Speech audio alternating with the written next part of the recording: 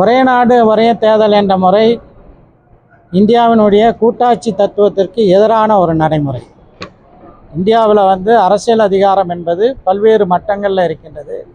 நாடாளுமன்றம், சட்டமன்றம், அதற்கு கீழே உள்ளாட்சி மன்றம், ஒவ்வொன்றிலும் ஒவ்வொரு வகையில் அந்த தேர்தலை மக்கள் எதிர்கொள்கிறார்.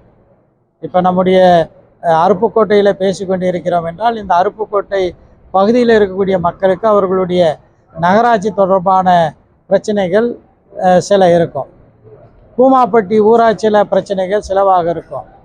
அதே மாதிரி அருப்புக்கோட்டை சட்டமன்ற தொகுதியை பொறுத்த வரைக்கும் ஒட்டுமொத்தமாக அந்த பிரச்சனை ஒரு வகையாக இருக்கும். அதே போல் விருதுநகர் நாடாளுமன்ற தொகுதியினுடைய பிரச்சனை இன்னொரு மாதிரியாக இருக்கும்.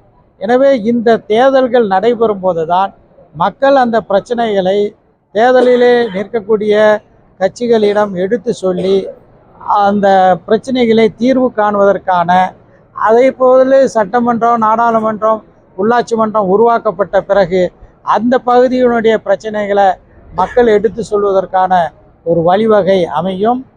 ஒட்டுமொத்தமாக சொல்ல வேண்டுமென்றால், ஒரே நாடு ஒரே தேர்தல் என்பது கூட்டாட்சி தத்துவத்திற்கு, அதாவது இந்தியா என்பது ஒன்றியங்களால் அமைக்கப்பட்ட ஒரு நாடு என்று அரசமைப்பு சட்டம் சொல்கிறது. அந்த கூட்டாட்சி தத்துவத்துக்கு எதிரான கான்செப்ட் இந்த ஒரே நாடு ஒரே தேர்தல். இது ஜனநாயகத்தினுடைய அடிவேறுகளை அளிக்கக்கூடிய ஒரு முயற்சியாக நாங்கள் இதை பார்க்கிறோம். அதாவது ஆன்மீக மாநாடு யார் வேண்டுமென்றாலும் நடத்தலாம். அதில் எல்லாருக்கும் உரிமை உண்டு. நம்முடைய அரசமைப்பு சட்டம் இந்த நாட்டை சேர்ந்த மக்கள் எந்த மதத்தை பின்பற்றுவதற்கும் கடைபிடிப்பதற்கும் அதை மக்களுக்கு எடுத்துரைக்கவும் உரிமை கொடுத்திருக்கிறது. ஆனால் அதே நேரத்தில் இந்த மாதிரியான ஆன்மீக மாநாட்டில் அரசியல் கலந்து குறிப்பிட்ட சமூகத்தை, குறிப்பிட்ட அரசியல் கட்சியை விமர்சனம் பண்ணி பரப்புரை செய்வது, பேசுவது என்பது அந்த ஆன்மீக மாநாடு கொச்சைப்படுத்தக்கூடிய ஒரு நடவடிக்கையாக பார்க்கிறது.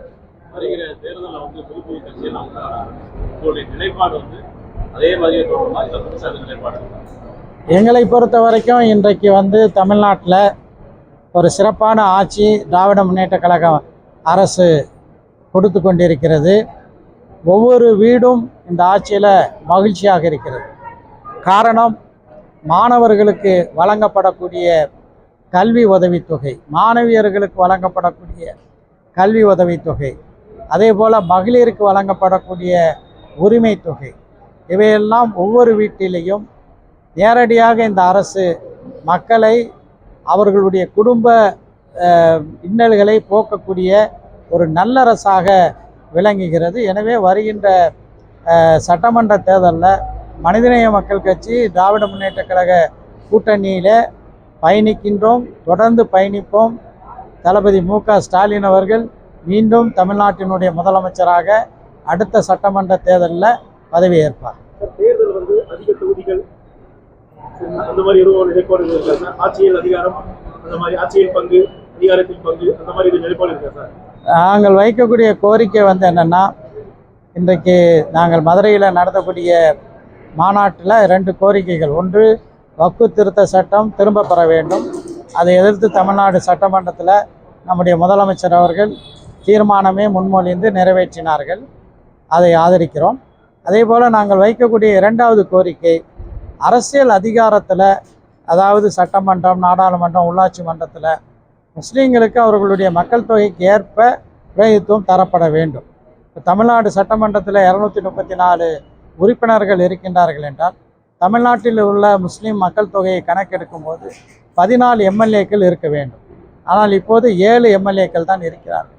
எனவே முஸ்லீம் எம்எல்ஏக்களுடைய எண்ணிக்கை அதிகரிக்கக்கூடிய வகையில் திராவிட முன்னேற்ற கழகத்தினுடைய வேட்பாளர்கள், அதே போல் கூட்டணியில் இருக்கக்கூடிய காங்கிரஸ் கட்சி, அதே போல் மதிமுக, அதே போல் இடதுசாரி கட்சிகள், எல்லா கட்சிகளிலும் குறிப்பிட்ட எண்ணிக்கையில் முஸ்லீம் வேட்பாளர்களை நிறுத்த வேண்டும். எங்களுக்கும் அதிகமான இடங்களை தர வேண்டும் என்ற கோரிக்கையை நிச்சயமாக வலியுறுத்தும். செய்திகளை உடனுக்குடன் தெரிந்து கொள்ள கீழ்கண்ட கேபிள் மற்றும் டிடிஹெச் நெட்வொர்க்குகளில் எம்நாடு செய்தி தொலைக்காட்சியை காணுங்கள். பாதகம் செய்பவரை கண்டால் நாம் பயம் கொள்ளலாகாது பாப்பா. மோதி மிதித்து விடு பாப்பா, அவர் முகத்தில் உமிழ்ந்து விடு பாப்பா. அண்மை செய்திகளை உடனுக்குடன் தெரிந்து கொள்ள இணைந்திருங்கள் எம் நாடு தொலைக்காட்சியுடன்.